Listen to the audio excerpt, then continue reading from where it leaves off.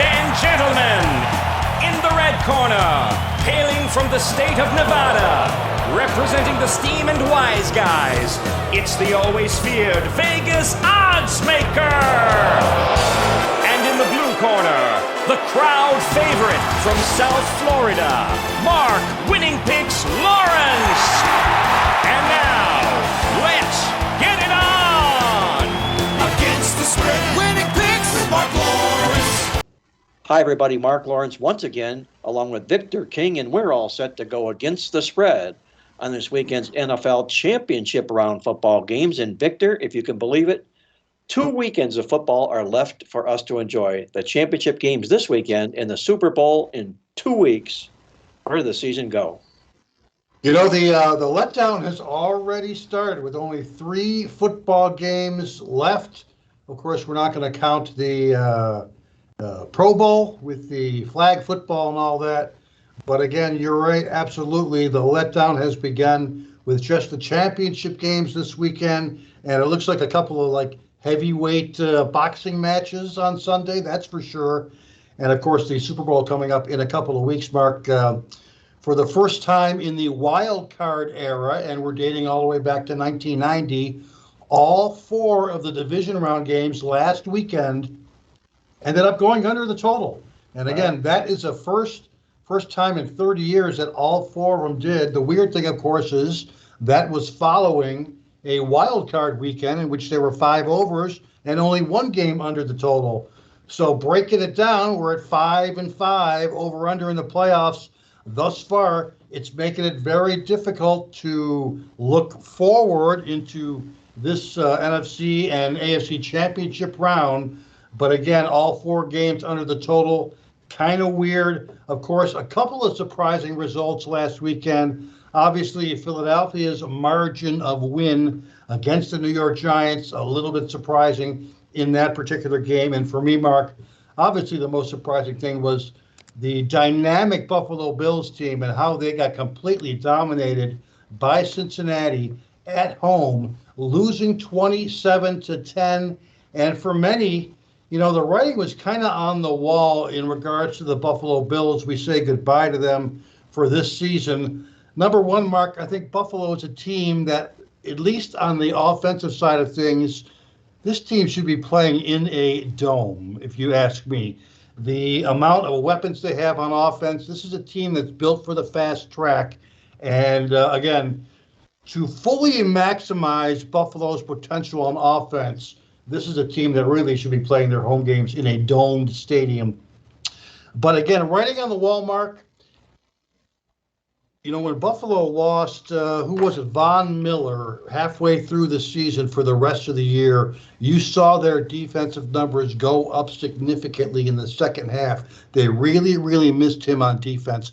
But second, you know, that elbow injury that Josh Allen suffered in Week 9 against the New York Jets, apparently he never got over that injury. You saw him falter, particularly in the last 4 weeks of play, with more turnovers than normal. And again, he never really got over that elbow injury that he suffered against the Jets way back in Week 9.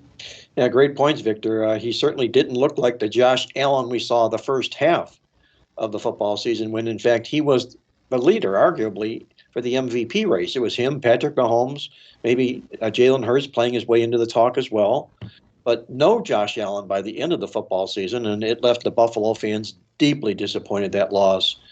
They kind of over-relied, if you will, in a sense, on Josh Allen in the football game last week, whereas Cincinnati had a masterful game plan in that football game, and Joe Burrow just executed it just about as good of a performance as I've seen in the National Football League playoffs. He had all the makings, looking like a young, if you will, Joe Montana. Cool as a cucumber, just delivering the ball spot on almost every pass. It was methodical. It was almost like he was hitting batting practice, if you will. Just hit after hit after hit, pass after pass after pass. And a tip of the hat to him. I thought that was the best performance I've seen from him, maybe perhaps in his career. Taking a look backwards, what we're going to do on the show here before we get to there, Victor, is instead of tearing down a game or two in particular, we're going to tear apart how teams and what they bring to the table in these conference championship games this year. Some of the good, the bad, and the ugly parts of it. Victor's going to talk about the total side, the proposition sides of the games. I'm going to tear down the team trends and their stats and see how that all evolves. But before we get there, one thing I noticed here, Victor, we've got one game playing on this weekend's card that involves, again, same season revenge. We opened up the playoffs this year with all 6 games in the wild card when every one of the visiting teams had same season revenge. We've got one team playing this weekend. That's obviously Kansas City against Cincinnati, and it's a really timely revenge, if you will. Not only did they lose in the championship game last year, they've lost 3 straight in the course of 13 months to this football team, all by 3-point margins and all as favorites. Interestingly, teams that played with same season revenge in the postseason this year, they went 5-3 against the spread, so they held their weight. The same season revengers did thus far this football season. And one other note I've got, Victor, before I move it over there, or I'll pass it over to you, is the thing I noticed in the NFL football playoffs this year, which kind of jumps off the stats, and it's more of a midweek type thing out of our midweek alert statistical newsletter, is that teams who won the rushing yards in the playoff games so far this year have won every football game. And they've covered the spread 8 of those 9 times. 9-0 straight up, 8-1 against the spread. There was one game where Kansas City and Jacksonville dead even rushed 144 yards apiece. So basically, you control the running game, you're going to control your chance at your destiny in winning football games. And I'm going to talk a little bit more about that when we break these games down. Anything else you might have to add, Victor, before we get to our teardown of the championship round? No, Mark, I'm ready. Mention a game. We've got over-under numbers, team trends. We can cover some of the referee stats, just about anything you like. Okay, cool. Well, let me kick it off here and say this, that this will be only the 7th time in National Football League history that the same 2 teams will meet in the championship round of the playoffs after meeting in the championship round of the playoffs last year. I'm talking about Cincinnati and Kansas City, who I alluded to earlier. The last time that's happened, coming back again, was when Baltimore played New England in 2011 and 2012, back-to-back games. This is a rare occurrence that we have on tap in the football games this year. This is also the first time since the mid-1970s, you have to go back, to find 2 teams in the championship games that are on 10 or more game win streaks. 2 of them, both San Francisco and Cincinnati. So they're both bringing a lot to the table in this football game. This is a rather unique NFL championship round. I'm going to, before I hand it over to you, Victor, I've got some team trends I'll talk about, after you get finished, I'm going to talk about some team trends here. But until then, I'd like to know what you have to say about either totals or propositions in this championship round. Well, Mark, do you want to talk about the early game first, the Niners-Eagles, or would you rather hit the night game? Well, let's do it in let's do it in the order that they're going to play the games. Okay. We'll do the Niners and the Eagles in the early game, and then we'll wrap it up with the late game. So I'm taking you to Philadelphia, Victor, where the ball is going to kick in the air in Philadelphia between San Francisco and Philadelphia. And what have you got? Obviously, you know which way the public is going in this game.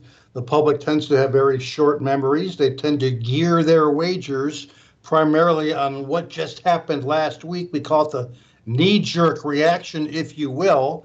And, of course, with Cincinnati off that dominating win and the Philadelphia Eagles winning by, 4 or more touchdowns at home, they're getting all the action this week. We're seeing 75 to 80% of all tickets and all money on what are now both favorites in the game. And that's Cincinnati, of course, as the short road favorite in the night game. But in this afternoon game, Philadelphia somewhere around 2.5 right now. And again, they are getting all the action. We've got a rookie quarterback in this game. Brock Purdy will be the 5th rookie quarterback to start a conference championship game. The previous 4 ended up going 0-4 straight up with 4 passing touchdowns and 9 interceptions. Of course, there's also a history in this game, if you will. Brock Purdy has actually faced Jalen Hurts once before. Now, that was way back in college when both were playing on Big 12 teams, Brock Purdy for Iowa State and Jalen Hurts for Oklahoma. But again, they did play each other in that game back in 2019. It was a 42-41 thriller. Oh. Oklahoma won but did not cover as 14-point home favorites in that particular game. But both quarterbacks looked very, very good. Purdy, 5 touchdowns in that game, including 1 on the ground, 6 total TDs. Jalen Hurts, 5 total TDs. What does that have to do with this week's particular game? Not too much, but interesting nevertheless. These two do have a 1-game history against each other. Of course, Mark may expound on this, but Kyle Shanahan is the 3rd most profitable coach in the playoffs over the last 20 years with a 7-1 ATS record. And with an ATS win this week, he would be the 2nd best behind Tom Coughlin, who's gone 9-2 ATS. Doug Peterson, 7-1. Again, Kyle Shanahan, 7-1 as well. And then finally, John Harbaugh of the Colts, 13-7 ATS. In regards to the 49ers, we've got the fact that they are on that massive 10-game winning streak. We've got the fact that they have got multiple weapons on offense in this particular game. And Mark, I'm going to take it down, if I can, real quick to the referee in this particular game. Let me head down here. There we go. Now, hey, I'm a referee guy, whether it is basketball, Mark, whether it is baseball, whether it is the NFL. Do we totally base our over-under numbers on the referee? No, but any extra information we can get in regards to the head referee in an NFL game, we would definitely listen to those stats, and that's for sure. And in this particular game, they've announced that John Hussey will be the referee in the game. He is a very good under referee, 10-6 to the season, 10 unders, 6 overs. In his career, he is a 57-72, right around 56% under the total for John Hussey. Since 2015, he's actually the 2nd most profitable referee to the under, behind just Bill Vinovich, who refereed the 49ers-Cowboys game last week, a game that also went under the total. So in his career, a very good under referee for John Hussey. With that said, I'll say this, Mark, he's refereed 6 playoff games in his career. They've gone 3-3 over under. The first 3 went under, but each of the last 3 games ended up going over the total. That's where we are in regards to John Hussey. And also, Mark, in the NFC Championship game, it's been a little higher scoring than the AFC Championship game, particularly over the last 10 years. Here's my numbers out of the database. The NFC Championship game has actually gone 12-4-1 to the over. That's 75% over the total in the last 17 years. Over the last 10 seasons, they've gone 7 overs, 2 unders, 1 tie, an average of 52.6 combined points per game. And in fact, in non-division play, the NFC Championship has actually gone 7 overs, 8 unders in the last 8 appearances, with an average of 54.9 points per game. I mean, statistically, heck, you've got what, the number 1 against the number 2 defense in this particular game. But we're not going to discount the fact that we've got a number 3 offense in Philadelphia take on a number 5 offense in San Francisco as well. The database is suggesting perhaps we may look at the over in this particular game. But statistically, Mark, the numbers say consider the under. And, of course, the referee as well actually suggests to also consider the under. That's where we're at right now. Again, I've got multiple situations out of the database that do suggest we may see more than 46 to 46.5 points. But with that said, statistically, it's really, really tough to pull the trigger on the over in this game. Yeah, it sure is, Victor. Whenever you pair up number 1 and number 2 defenses, it had always been my adage that, one of the 2 could bust and the game could still stay under. You have to almost get both defenses to bust for a total to go under. You're talking, 45.5 points in a game like this? So it's not like you got a little skinny little 40 or 41 out there. You got a mid-40s in there. So I can understand completely where you're going from the game statistically. And like you say, sometimes it goes against what the database has as far as situational occurrences go, but I completely get what you're saying as far as this matchup goes. You take a look, and you mentioned Brock Purdy and all the success that San Francisco's had with him. And my tip of the hat goes to Kyle Shanahan for managing Brock Purdy. He put him into position to win, and he's doing just that. He's an intellectual kid, not a strong arm, not big physical stature size, but he's proven he's a winner. And that's the reason that they drafted him. The reason they drafted him is because if they hadn't taken him with that last pick of the draft and made him Mr. Irrelevant, they would not have had a chance to sign him as a free agent out of college, because all of the other teams knew of the value of Brock Purdy. They were going to swoop on him just unbelievably, okay? So they knew what they were doing when they made him the last pick of the draft. They didn't want him to be exposed. He's only the second rookie quarterback to open up the season 7-0, but more importantly, this is a stat that we're going to see whether or not he can break this trend. And he will be the 5th rookie quarterback to start in a championship game. The other 4 have all lost the football game. Is it yielding to the pressure? Perhaps, probably. Is it more a case of the matchup where the opponent was the superior football team? That could well be. I think it's arguable in this game who is the superior football team. In fact, it's arguable in both of these games who is the superior team. We've got a matchup of 4 very evenly matched football teams here. And as far as San Francisco is concerned, I'm sure they'll hang their hat on what I mentioned before about Kyle Shanahan. He's been in 8 playoff games, and he's brought home the bacon 7 times. Talking about Philadelphia coming in here, the number 1 seed out of the NFC, those teams in championship round games, number 1 NFC seeds, are 18-8 straight up and 14-11-1 to the spread. That goes back to 1990, when the current divisional format was revised and what we currently are playing with now, with the teams in the divisions that they play in respectively. I think what Philadelphia really brings to this game is their defense. I know everybody loves their offense, how explosive they can be. I think they're number 1 or 2 in the league in explosive plays. San Francisco's defense, by the way, is number 3 against that, so that's another head-to-head clash, if you will. But they lead the league, Philadelphia does, in sacks, pressure rates, yards per play, yards per opponent passing attempt, tackles for a loss, opponents' negative gains. A ton of kudos for the Philadelphia defense. They're everything and all of what a defense should be coming in here.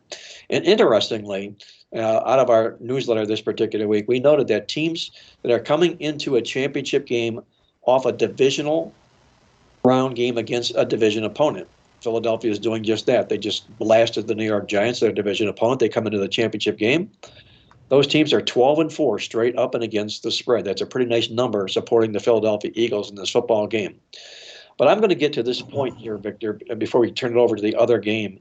And I talked a little bit earlier on in the show about the importance of rushing the football and what it means in games, especially to these teams that are here this year. This is a breakdown that I did out of our Midweek Alert Playbook Football Playoff newsletter this week. And if you take a look at how these teams have performed this year, and whether they won or lost a game, depending upon how many rushing yards, they were either won the rushing yards or they'd lost the rushing yards in the football game. You look at this Philadelphia Eagles. When they outrushed their opponent this year, they were 10-0 straight up and 6-4 to the spread. When they were beat in the rushing yards, they were 5-3. All 3 of their losses came when they were outrushed, and just 3-5 against the spread. Flip it over to the San Francisco 49ers side of the game here. This is almost incredible. When they outrushed their opponent this year, they were 14-1 straight up and 12-3 against the spread. The 4 times they failed to outrush their opponent, they were 1-3 straight up and against the spread. They're on an 11-game straight up and 10-1 point spread streak in games in which they outrushed their opponent. I'm going to tear these numbers down in our next segment here for Cincinnati and Kansas City, but it's something to keep an eye on here. If you outrush your opponent, you're going to win the football. Depends upon who you want to put your faith in this particular football game. That's my take, Victor, on what I see about the good, the bad, and the ugly and their chances on these 2 football teams.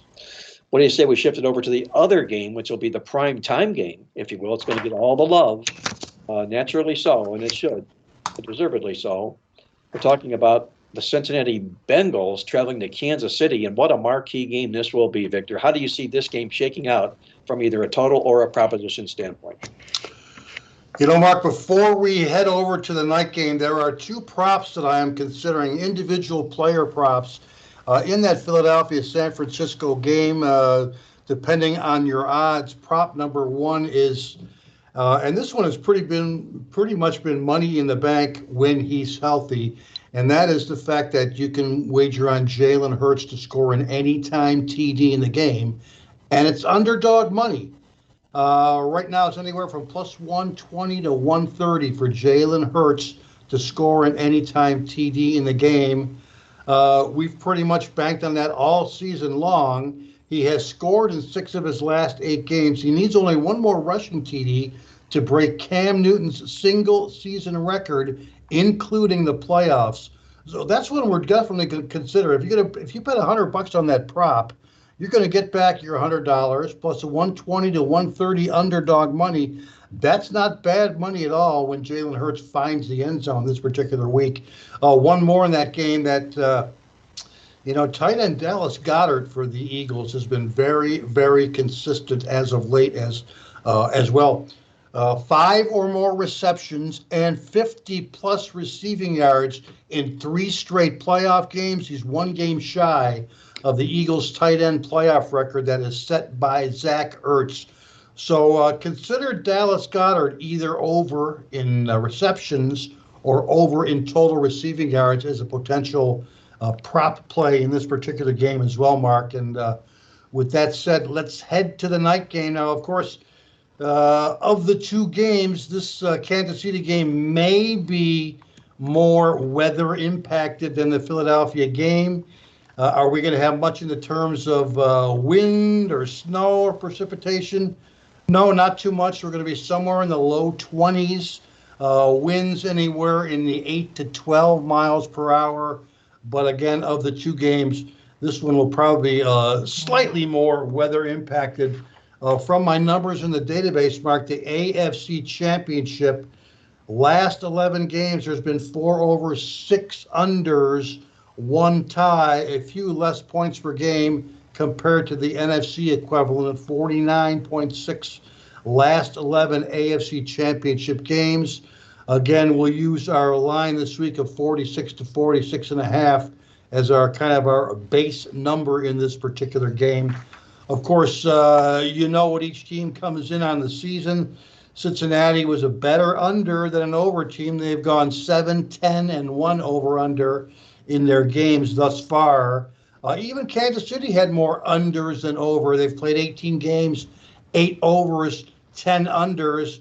Kansas City was a very good over team on the season, but they are one of the league's better under teams at home. And of course, they'll be facing Cincinnati at home in this particular week, Mark.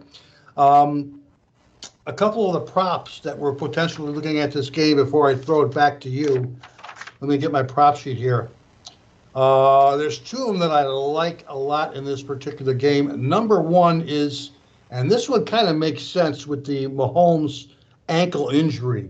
One could very, very easily see Kansas City running the ball a few more times than they normally do.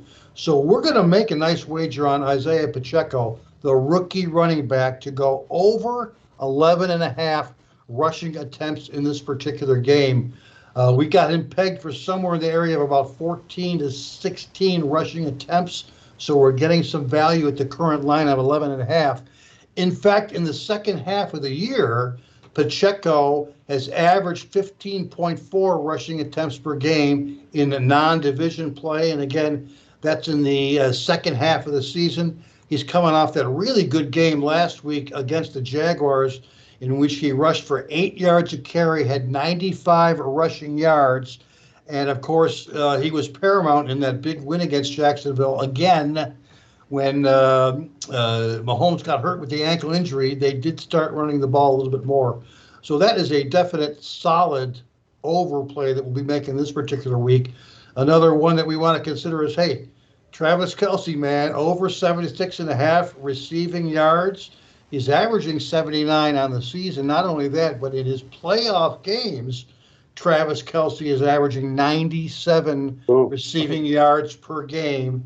And who else would you want as a nice little safety valve receiver when your ankle's injured and you can't throw on the run? It's your tight end guy, Travis Kelce. So take a look at all Travis Kelce over the total receiving yard props this particular week. And one more game in which we're going to be going under the total, and some might say surprisingly, is we're going to play Joe Burrow under his passing yards. The line is 275 right now for Joe Burrow, and we'll be playing him to go under the total. The last 5 quarterbacks, Mark, to face the Chiefs all went under their passing games prop, including 8 of the last 9. Let's see here. Last week, Trevor Lawrence, the OU line was 246.5. He threw for 217. Against Jared Stidham, the OU line was 226.5. He passed for 219. Against Russell Wilson, his OU line against the Chiefs was 236. He passed for 222. Against Geno Smith, it was 256. He passed for 215. And finally, against Davis Mills back in December, it was 185.5. He threw for only 121. That's right. Kansas City got a pretty good passing defense. We saw Joe Mixon and Cincinnati's rushing game go off last week. They could very well do it again. So, Mark, here's another prop to look at in regards to this game, and it's going to be Joe Burrow under his 274. So I got 3 props that really got me licking my chops in regards to this game. Of the 2, we're leaning very slightly right now on AFC under, NFC over. We got a few more days of work to go on, but I like those props a lot better, Mark. I'm sure you've got some ATS, some straight up, some favorites, some underdog numbers that I'd love to hear from you. I've got some good, some bad, and the uglies, Victor, and Victor's propping it up, if you will, in that Cincinnati, Kansas City football game. So pay attention out there, guys. Taking a look at this matchup here, and, this has got the makeup, Victor, of a Super Bowl game. So too does the other game, unquestionably. This is just the National Football League got what they wanted this weekend. I know Buffalo's not here, but Buffalo sort of tailed off in the end, and these football teams have come on in the end. So I think the NFL got their 4 best teams playing this particular weekend. And the Cincinnati Bengals, they're the only team in the National Football League in history that's won 25 or more games in a 2-year span after losing 25 or more games in the previous 2-year span. What a turnaround for this football team. What's it all about? You know what it's all about. It's all about Joe Burrow, okay, and Jamar Chase and everything that's going on at Cincinnati these days. They've really, really put the Jets on here. And Joe Burrow, Patrick Mahomes, Burrow's 3-0 straight up and to the number. He's got his number thus far in their 3 meetings. Incredibly, this run that Cincinnati is on here right now, in this run, Joe Burrow in his last 17 non-division games has won 15 of those games on the scoreboard and is 16-1 against the spread. He's ripping up non-division opponents coming into this particular contest. He's also terrific in his career in all starts, 32-16 and 20-5. 20 wins, 5 losses in his last 25 games against the spread. You talk about hot. This guy is the epitome of hot. Head coach from Cincinnati, Zach Taylor, he's 5-1 straight up and against the spread in the playoffs. But Victor, I know the world knows that those numbers all came with Joe Burrow. Okay, so I only brought through Zach Taylor in there because I didn't want to make this a Joe Burrow fest, if you will. The Cincinnati Bengals, thus far this football season here, they've gone up against 7 other playoff teams, 5-2 straight up and against the spread, but only 2-5 in the stats for a negative 243 yards. Now, they were 1-5 going to that Buffalo game, and they ripped that to shreds last week. So which Cincinnati football team are we going to get in this particular playoff matchup? The one that played poorly all season long in these games, or the one that played last week? That remains to be seen. For the Kansas City Chiefs, we know it's all about Patrick Mahomes, and we know it's all about that ankle and how effective he's going to be on that ankle. One thing I do know, he wants to play this game more than anything else in the world, okay? He had a join on the sidelines with Andy Reid, who wanted him out of the game last week. He would have nothing to do with it. He's going through walkthroughs and practice as we're speaking here right now. I'm sure that they'll have him all numbed up. He won't feel any pain in the football game. The question is, how mobile will Patrick Mahomes be in this football contest? I do know this. Patrick Mahomes in his NFL career at home from December on out, he's 20-3 in his 23 games that he's played straight up. He's also 9-1 to the spread as a dog, as Patrick Mahomes, only 1 point spread loss, taking points. Andy Reid, this is, to me, I think this is as meaningful as any stat there is out there. It might not be as glamorous a stat, but it's meaningful. This is triple revenge for Andy Reid. I call it triple revenge exact. Exact means no more than 3 or just exactly 3. So he's taken it 3 losses in a row against this opponent here today. Andy Reid in his career, when he plays what we call in our database Y3, yes, 3 revenge exact. Andy Reid has been in 23 of those games. He's 15-8 straight up and 16-7 against the spread, meaning that he does not want to let that streak perpetuate into dominance. And that's what Andy Reid is all about. Negative thing here for the Chiefs might be the fact that the conference championship round home dogs, they're only 4-5 straight up and against the spread since 1990. Not as good as what you find in the wild card rounds or perhaps even in the divisional rounds. So it sort of separates here in this conference championship round. And I'm going to close it out here with this, Victor, here.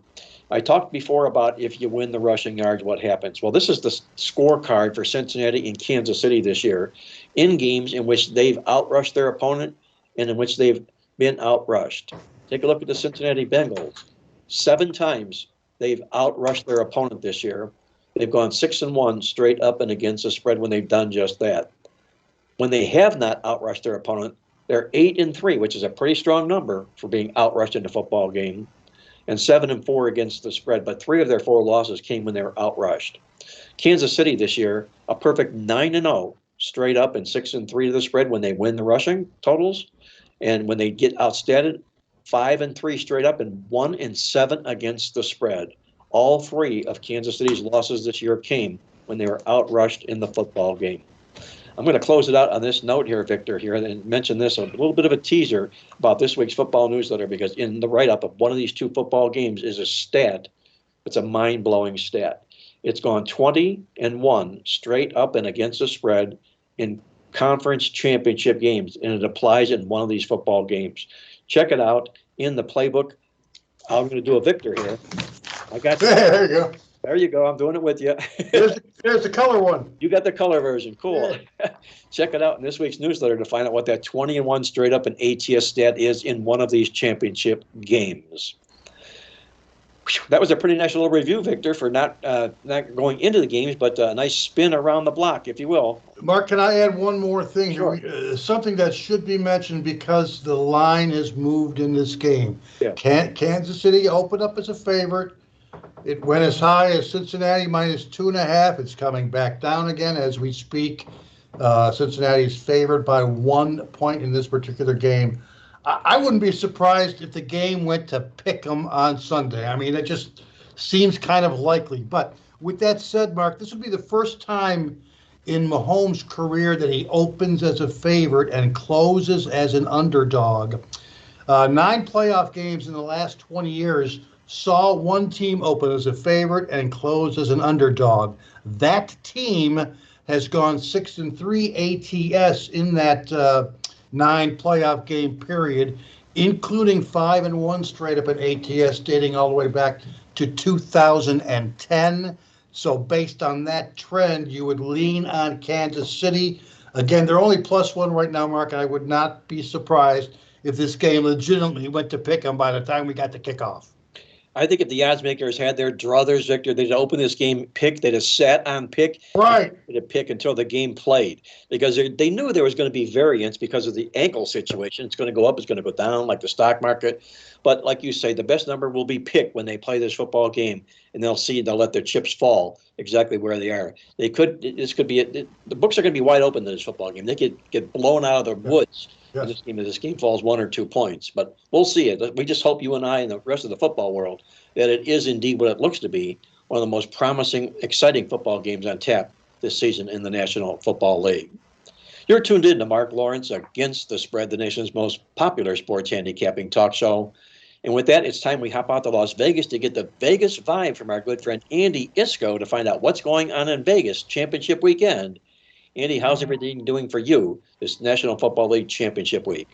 Mark, Victor, everything is going very nicely, and you said at the top of the show, I think Victor mentioned it, only 3 games remaining. In fact, this past Monday night, I had withdrawal because it was the first Monday night since I Right. think August that we didn't have a Monday night game. I didn't know what to do. I ended up watching some college basketball, which was fine, but it wasn't quite the same as watching NFL games. So I'm looking forward to the 2 games this Sunday, and then of course 2 weeks after that. The Super Bowl 57. In fact, I want to touch something before we continue that Victor had talked about with the overs and unders and the referees. Now, if I recall correctly, these officiating crews are the same throughout the year. They don't rotate other than if someone's out for an injury or an illness or something. So the referee is really, when you talk about the referee stats, you're really talking about the stats for the entire crew. And of course, with 7, 8 officials, they each have their areas of responsibility for what they look for and what they call. Obviously, you can't just have 1 or 2 officials see everything on the field. So here's my project for Victor in the off season. You may not like me for this, but I think it could prove very interesting. And that is a breakdown between penalties called against the offense, which you would think would tend to decrease scoring because the offense is either losing yardage or giving up a gain that they would have had in a game that the penalty was accepted by the defense. And conversely, defensive penalties, I would think, would tend to increase scoring because you're putting the offense in better position to move further down the field. So I don't know if I've ever seen a breakdown. I've looked for it on occasion, haven't really found it, but haven't done it in a number of years. But with all the technological advances that we have and information that's available out there, that might be something that could prove interesting in handicapping NFL games from a totals perspective, regardless of the teams that are playing. I mean, obviously, if you call a penalty against the Kansas City offense, that's going to have a bigger impact than if you call a penalty, say, on the Chicago Bears offense, since there's a big difference between the two. So overall, in general, I would think that my hypothesis is penalties against the offense result in lower scores, and penalties against the defense result in higher scores. And are there any officiating crews that have a tendency more towards offensive versus defensive penalties? Well, I could tell you right now, Andy, Victor's rolling his sleeves up thinking about that.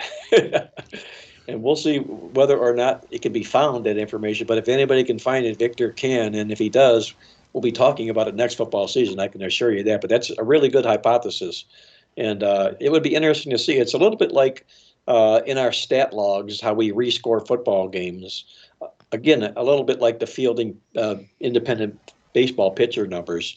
What their true number rating is minus errors. The way they actually pitch the game. So this would be a little bit more in that vein, if you will, in that sense, taking these penalties into factor into the offense and the defense equations for those stats. But good information, Victor. I don't know if it's going to keep you up at night thinking about that, but we'll see whether or not Victor does come up with something in that regard. Sorry, Victor. Yeah, that's going to be a Bringing it nice, up. a very, very nice off-season project. When you look at an under ref or an over ref, a lot of those numbers are built into their stats.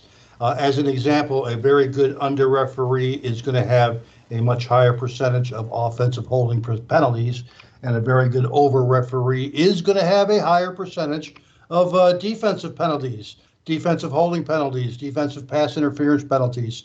So, yeah, that will be a very good offseason. And before I throw it back to Andy, guys, let me just throw out there, I didn't mention in the Kansas City-Cincinnati game that Ron Torbert will be the referee in that particular matchup as well. Also been a good under referee in his career. He's gone 16-33-1, 67% under the total. He's refereed 1 Chiefs and 1 Bengals playoff game. Both went under. The KC 30-0 win when they played the Houston Texans. And then he also refereed last year's Super Bowl. The Rams-Bengals went under the total final score 23-20. So Torbert will be the referee for Cincinnati versus Kansas City as I throw it back to Andy. No, those are very interesting, and I could certainly make a case for both of these. Looking at both of these games overall, this is an extremely competitive Super Bowl field. Now, all 4 of these teams have recent Super Bowl experience. You had Cincinnati losing last season in Super Bowl 56 to the Rams. Kansas City won Super Bowl 54, interestingly enough, against San Francisco, and then they lost the following season in Super Bowl 55 to Tampa Bay. Philadelphia has the least amount of recent experience, to the extent you've got to go back to the 2017 season when they beat the Patriots in that Philly Special Wild Super Bowl. And San Francisco, as just mentioned, they lost to Kansas City 2 years after that game. It's interesting when I look at both NFC teams, who tend to be noted more for their defenses, but they also have solid and consistent offenses. In the AFC, both Cincinnati and Kansas City have outstanding offenses, and yet their defenses are a lot better than strongly is perceived. So when you look at, for example, in the NFC, Philadelphia, San Francisco, it's strength against strength. It's the offense of one against the defense of the other, and the weaknesses are not really the weaknesses. They're just not as strong as the other side of the football in both of those for both of those teams. So this is also assuming that the line does not go above 3. This will be the third matchup between or the third set of championship games in which the lines in both games were a field goal or less. So it's only happened, I think, twice since the year 2000 is what I went back to. So there's not much to glean from any results there. I did notice, by the way, it depends where you, what sports book you use. For example, the Circa opened Kansas City up a 1.5-point favorite over Cincinnati. The Westgate opened the game pick'em. Now, when happened on Tuesday, I happened to be over at one of the William Hill books, which is one of the, it's not nationwide as well, but very prevalent here in Las Vegas. And they actually, for a brief period on Tuesday morning, the line went up from Cincinnati 2.5 to Cincinnati 3. I believe someone had mentioned that there was a large 6-figure bet placed on Cincinnati that caused the line to move up to 3, but it was only there for about 5 minutes before it came back down. And I would expect to see, as the week goes on, and the line actually has come back down to 1, so we may not see it. And the line currently favoring Cincinnati by 1 seems to suggest that Mahomes is more likely than not to play. I think he's currently listed as probable in that game, but I'm saying with this line of Cincinnati 1, they may be saying that it's maybe 60% that he won't and 40% that he will, because we'll see it flip around if Cincinnati ends up being favored in that game. If Mahomes does start, I would expect that Kansas City will end up being the slight favorite. You know, if you see these teams as essentially being equal when at full strength, you figure Kansas City should be a 3 to 4 point home favorite. Factor in a little bit Cincinnati's recent success, and you can still make a case for Kansas City being a slight favorite. In the San Francisco-Philadelphia game, we had this game open up. A lot of places that opened with Philadelphia 2. It went up to 2.5, where it sits as we do this podcast. I'm not sure that this one won't get to 3 at some point, with Philadelphia being the home team. And in fact, in one of my analysis of the Philadelphia-San Francisco game is very interesting because of San Francisco's season. Not only did they have a lot of injuries at the start of the season that ultimately, when they got healthy and they got Christian McCaffrey, ended up resulting in them winning their last 12 games, including the 2 in the playoffs. But they also had to use 3 quarterbacks. Brock Purdy, who, of course, is the current quarterback due to injury to Garoppolo and Trey Lance, he won the 5 games he started at the end of the regular season, plus the 2 games that they played in the playoffs against Seattle and Dallas. Those are a lot of positive factors for San Francisco.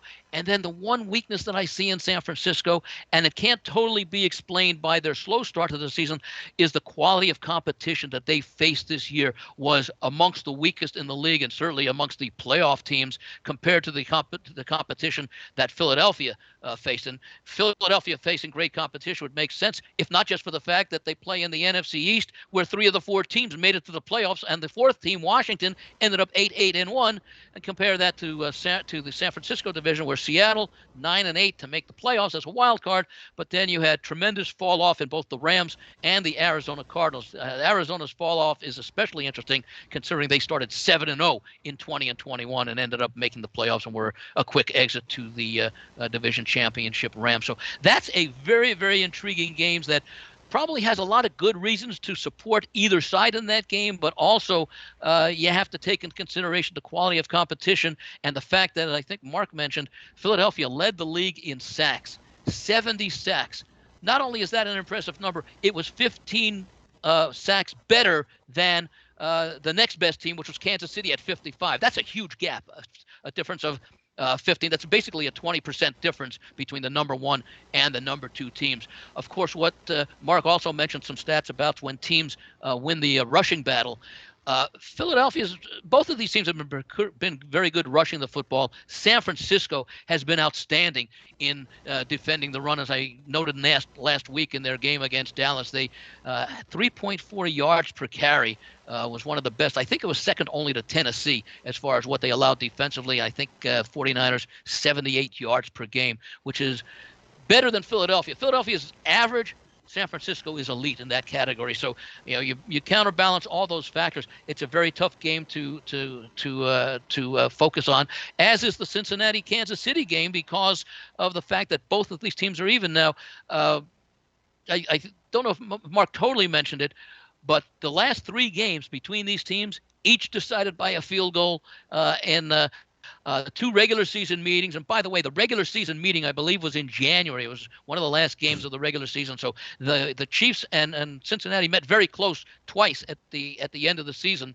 And then, of course, this year they met more in midseason. So when you look at that, both of these teams, and the games, if you look at the game statistics, they were fairly close. I think in the turnover differential, Cincinnati was +1 in two of the three meetings. 0. It was totally even in the third meeting, so that which I think was the middle meeting of the two, which I think might have been the championship game last year. In any event, it's not as though one of those teams won or lost because of a huge differential in turnover. So you could make the case that if everything was the same, that this game might end up going off at a pick'em, and after, as I say, going up to where it was 2.5 and 3 points for 5 minutes, that we've seen it come back down, and that's what makes that any of the four Super Bowl combinations will be a very attractive matchup because of the competitiveness between these four teams. And I think, Mark, you may have pointed out, I think in the newsletter, that the four teams are so closely priced in the current Super Bowl odds that we're used to seeing, like I think Cincinnati last year may have been something like 8-1 entering the championship game against Kansas City. Now I think San Francisco is the long shot at plus like 310 or something along those lines. Yeah, four very evenly matched football teams, unquestionably, Andy. And with regard to San Francisco's strength of schedule, the thing that pops in my mind is I think it was Bill Parcells, and I keep always saying it was Bill Parcells. But anyway, a coach said you can only play who's in front of you.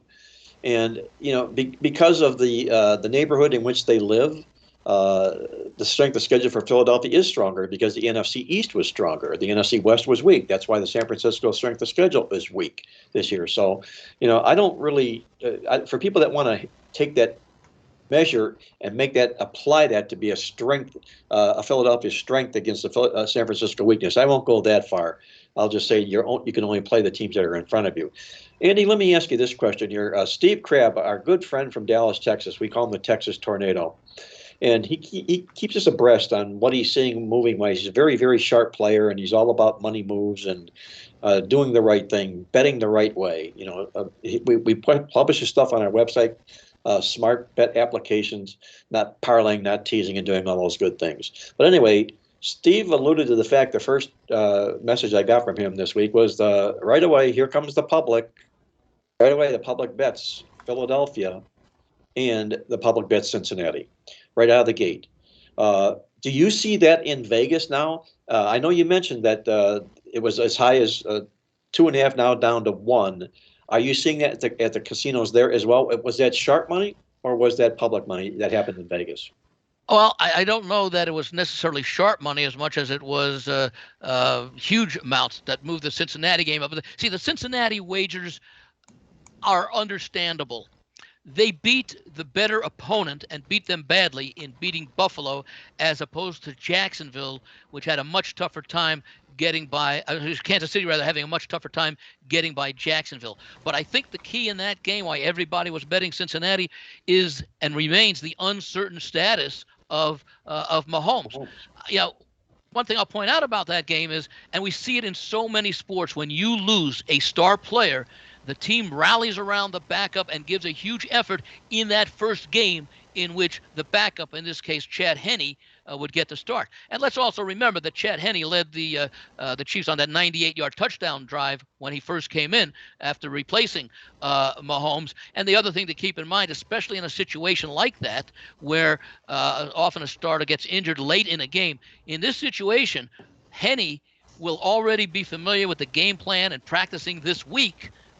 In the event that he is a starter or has to see action. I mean, Mahomes may start. He could get knocked out on the third series of the game or early in the third quarter. Henne will be a lot better prepared this week to take over from Mahomes. But I think that factor is probably not what influenced the money coming in on Cincinnati early. It was the uncertain status, because remember, the initial thoughts were he may have a torn MCL or something with an MRI or something, or not the MCL, but the ankle sprain, the high ankle sprain would be a lot more severe. And then they came out on Monday and said it wasn't quite as severe. And of course, they're going to talk it up. And certainly it's part of gamesmanship. Well, of course he's going to play. He may not. But you want the opponent to really prepare for him and spend less time preparing on the backup, whether he starts or in case he's needed. So I can understand Kansas City saying that. So I think the early money that came in on Kansas City was, that came in on Cincinnati was more anti-Kansas City money because of the situation surrounding Mahomes, which we may not get any clarity until Thursday or Friday. When we see whether or not, and if he does, how long he practices getting ready for the game. As far as San Francisco, Philadelphia, I'm guessing that, and I don't have any knowledge of this, but I'm guessing that the money came in on Philadelphia for three reasons. Number one, they're the number one seed. And number two, they've been, they were the last team to lose after starting 7-0, and they've been the team that was likely to be the number one seed basically all season. The other factors, they're playing at home, and they were laying under a field goal to San Francisco. But on the other hand, and we talked about the, Mark, you alluded to a good point about the not using the strength of schedule as a factor, but you also balance that with the fact that regardless of who you played, San Francisco has this tremendous momentum coming into the championship game. Now, Philadelphia had all but not technically wrapped up the number one seed until the final game of the season. If they had lost and Minnesota had won, or maybe it was if they had lost and Dallas had won, Dallas would have won the division because of tiebreakers. Okay, they would have ended up, I think, both 13-4, if I remember correctly. In any event, the fact that Philadelphia lost only 3 games this year, 2 of those came at home, and they were in the latter part of the season. One was midseason. That first loss was at home to Washington, and then, of course, they lost later at home to New Orleans in a game in which they still were looking to sew up the division and or the number one seed. So those are some of the negative factors for Philadelphia, but I don't necessarily know that those went into determining how this line was going to open and how it was going to move. I think it's just the fact that you have a home team, they're the number one seed.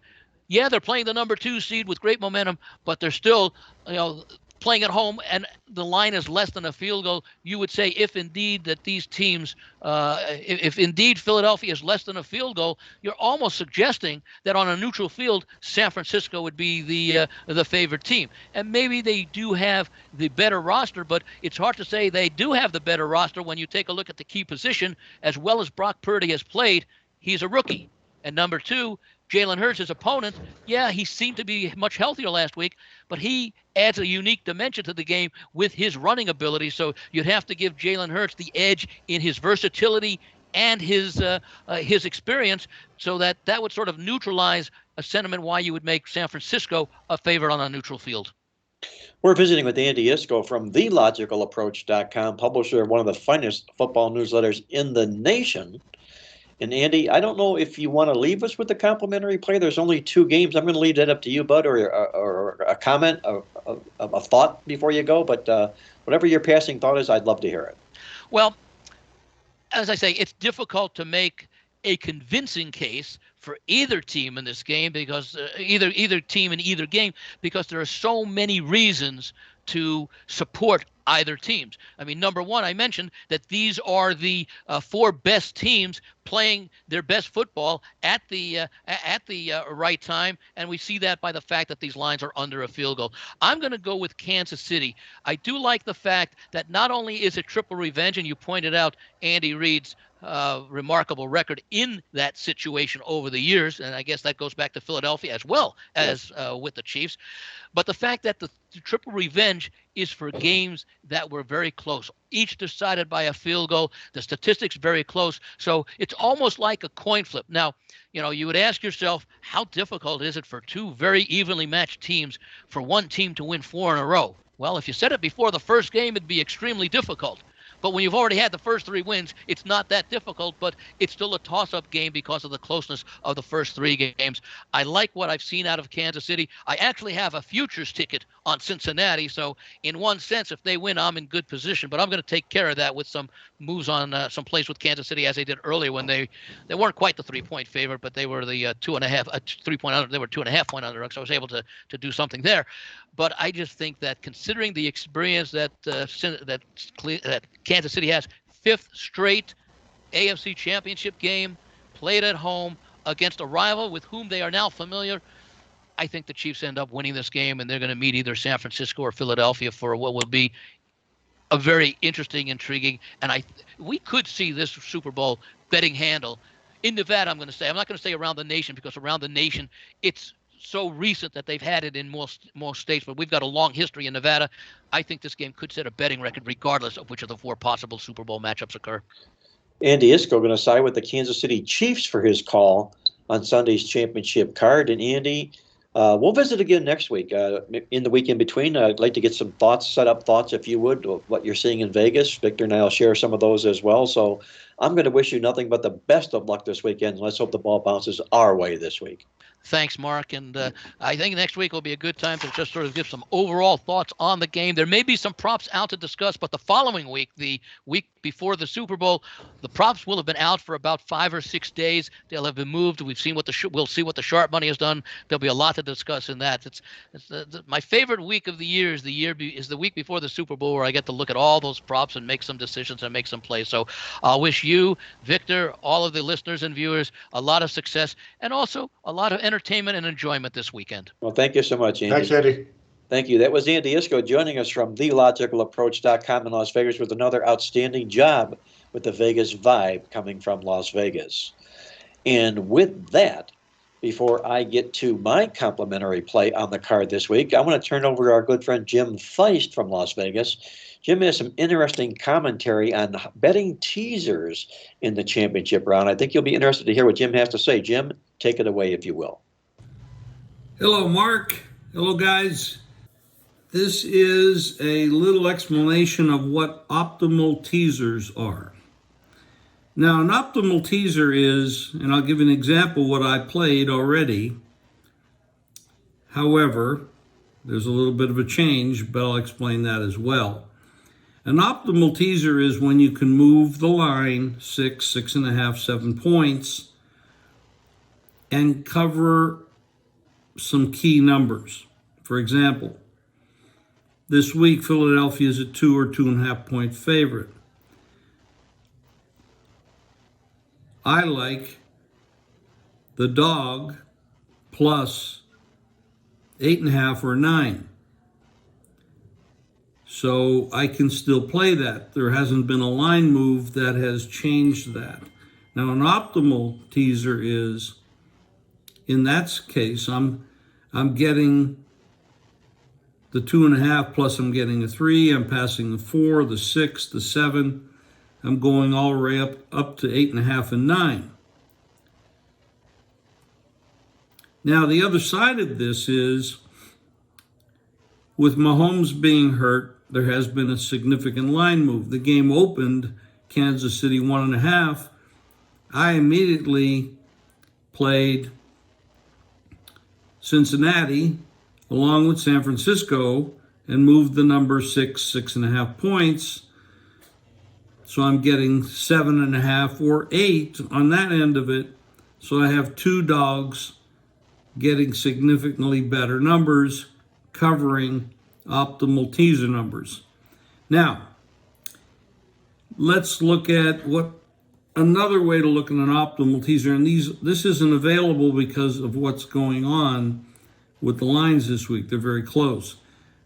For example, if you have a favorite and you like a favorite and they're laying 7, well, you don't want to lay the 7. First of all, a lot of places, if a game wins in a teaser and it ties the number, you lose, and you don't want to play in places like that. So if you have a favorite that's -7 and you want to change the number down to, say, -1 or -0.5, you take a 6 or 6.5 point teaser, you reduce the number from 7 to -0.5 or -1. I would suggest taking it to the 6 to -0.5, especially if ties lose at your book. So that doesn't exist this week because we don't have any favorites in that price range. Let's see what happens in the Super Bowl. We might end up with something like that. I doubt it, but because these 4 teams are pretty close.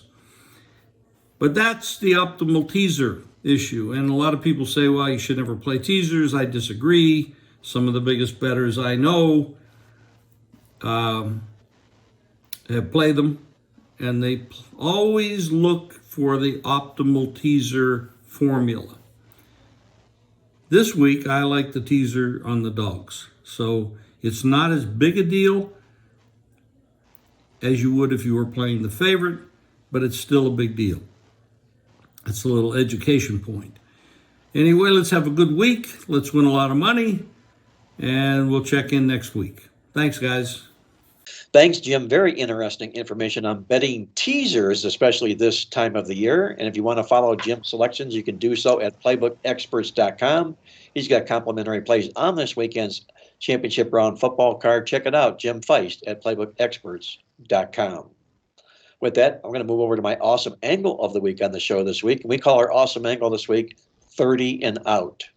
And the way it works is this guy who want to play against any NFL team coming off a playoff win of 30 or more points if they're taking on an opponent that won and covered its previous game. Simply put, it's a return to the norm for these football teams. You get up high, you come back down the next week, especially when you take on a team that's playing some very good football. By fading these teams since 1990, we are 10-3 against the spread. That's a 77% point spread play against. This week we'll be playing against the Philadelphia Eagles on our 30 and out awesome angle play on the football card this week.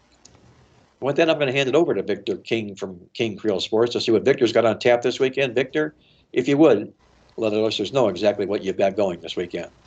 Sure can do, Mark. Give me about 3 or 4 minutes to run through some NBA over-under numbers on the season. And I mentioned that for a couple of reasons. Number one, our service, our King Creole service, we've come out of the gate smoking with NBA over-unders. We're at 75% ATS for the season, 9-3 for our NBA over-unders, available at the PlaybookSports.com website. A good start. We got a good handle on these totals plays. Not to mention the fact, Mark, that we got another newsletter here. This is our NBA newsletter. We put it out every Friday throughout the season. This is last week's issue, as you can see, and you can see those beautiful college best bets sweeping with a 6-0 in the last 2 weeks. Nicely done. Again, check out that Playbook basketball newsletter at the PlaybookSports.com website. Now, I touched on this very, very briefly last week, the fact that we are in an historic season in the NBA. Mark, we're at 228.2 combined points per game in the NBA. That is this season. And again, for comparison purposes, let's just go back to the 2011 NBA season when the average game in the NBA averaged 192.6. Here we are just 11 years later, and the average NBA game is at 228.2. That basically means that in the last 11 seasons in the NBA, points per game have gone up by 35.6 points per game. Now, again, there's not a lot of overs compared to unders this year. It's not a new thing. That's because the over-under lines makers have done a fantastic job. Overs have only gone 51% on the season.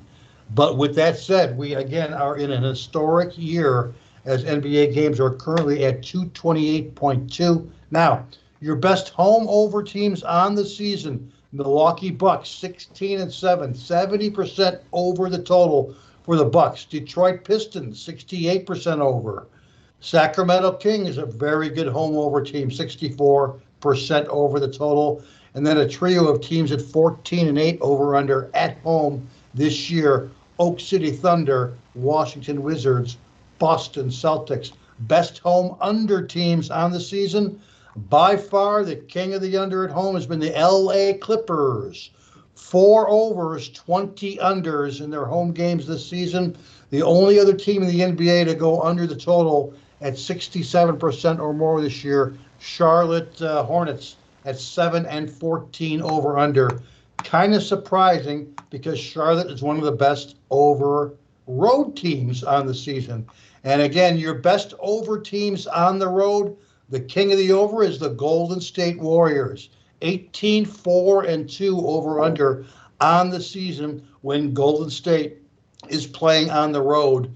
2 other very good over teams on the road, New Orleans Pelicans 16-8 and San Antonio Spurs at 14-7.